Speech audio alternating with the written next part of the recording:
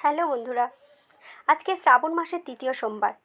অত্যন্ত পবিত্র একটি দিন এবং এই মাসটিকে আমরা শিবের মাস বলেই মনে করি। তাই আমার এই ছোট্ট ব্লগে আজকে থাকছে এই পরহরি বাবার শিব মন্দিরটি। জানেন, এই পরহরি বাবা অত্যন্ত জাগ্রত।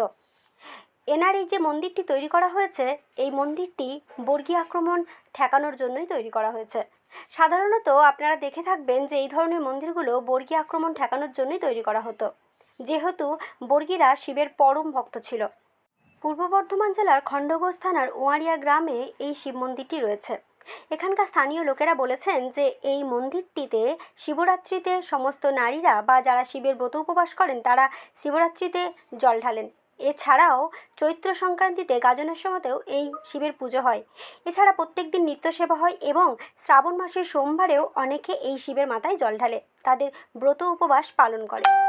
মন্দিরের স্ট্রাকচারটা দেখলেই আপনারা বুঝতে পারবেন যে কতটা পুরানো। দেখুন, অত্যন্ত পবিত্র এবং জাগ্রত এই স্থানটি। আজকের এই ছোট্ট ব্লগটা যদি আপনাদের ভালো লেগে থাকে অবশ্যই লাইক, কমেন্ট, শেয়ার করবেন।